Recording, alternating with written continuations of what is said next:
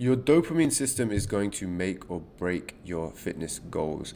Too many times, most people have an unhealthy dopamine system because they don't understand their own dopamine system, and that is sabotaging their fitness goals or any other goals they have.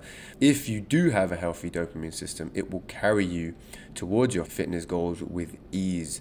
Our bodies essentially are wired to seek out goals, seek out a reward that will motivate us to follow up and achieve that goal so that we can get that reward. That is part of just being a human being, and we've been doing it for tens of thousands of years. So you have this dopamine system that will carry you to the finish line if you understand how it works, and if you treat your dopamine system with respect and care, and you treat your body and mind with respect and care, it will carry you. If your dopamine system is not working, you will find everything to be incredibly tiring and a struggle. But if your dopamine is working for you, everything will flow with ease, and you will find energy and drive unlocked inside of yourself.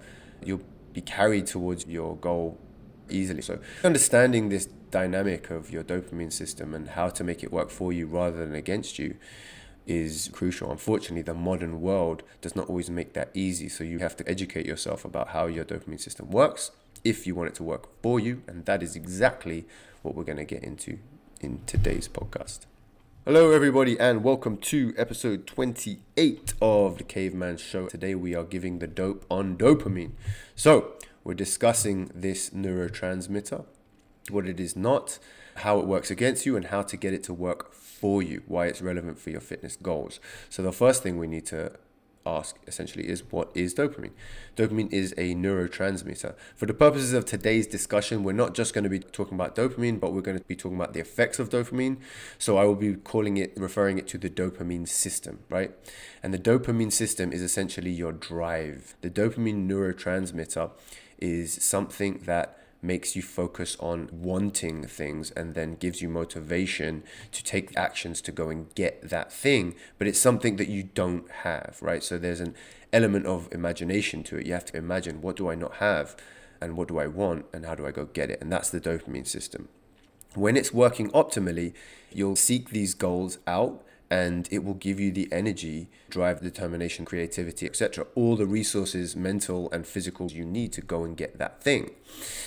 When it is not working correctly, many various things can happen. You're not going to be able to go and get that thing. So if you don't have any dopamine flooding in your system, you might feel depression, right? No drive. You don't have any drive to do anything.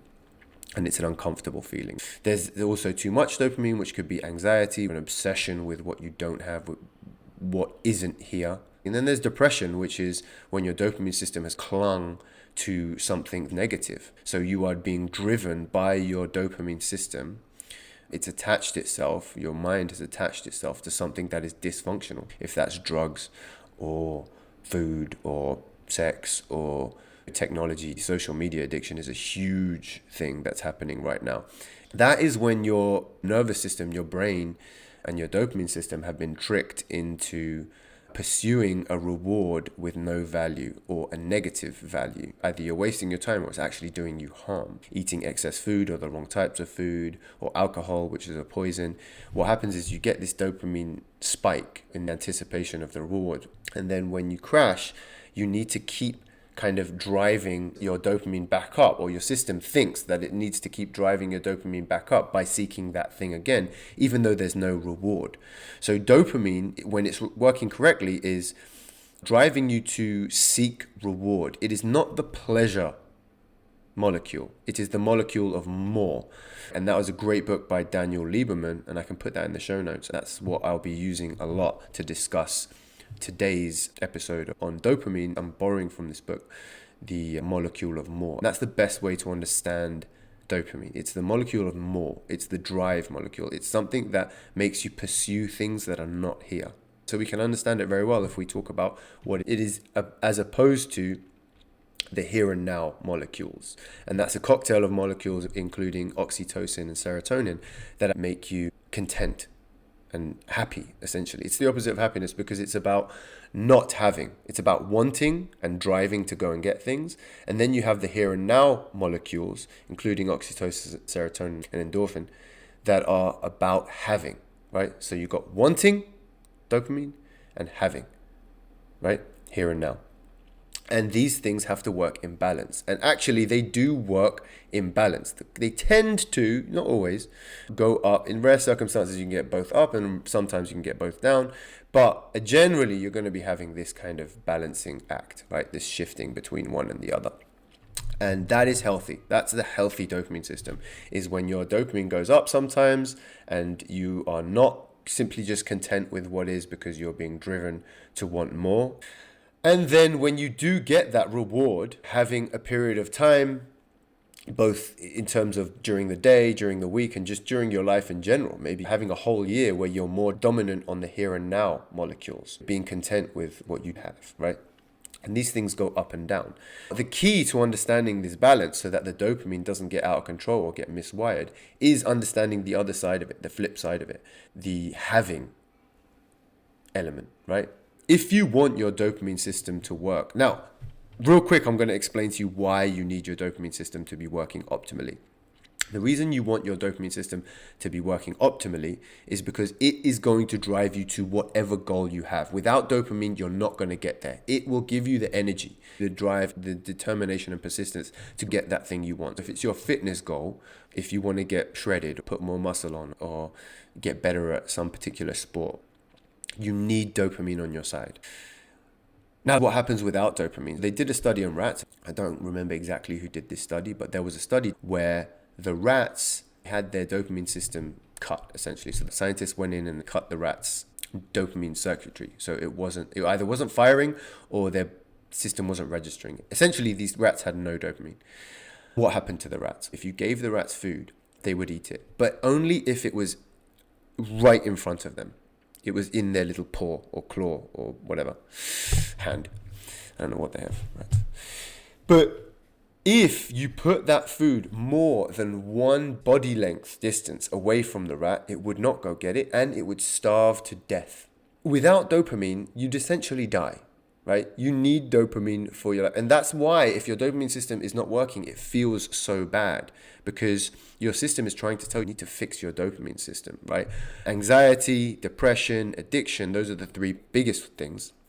But you also have things like schizophrenia and mood disorders when your dopamine system isn't working. Most people suffer from one of those three things. And I include addiction because most people are addicted to something, whether it's food or social media. A lot of people are also addicted to drugs and alcohol. So, bad dopamine system, not good.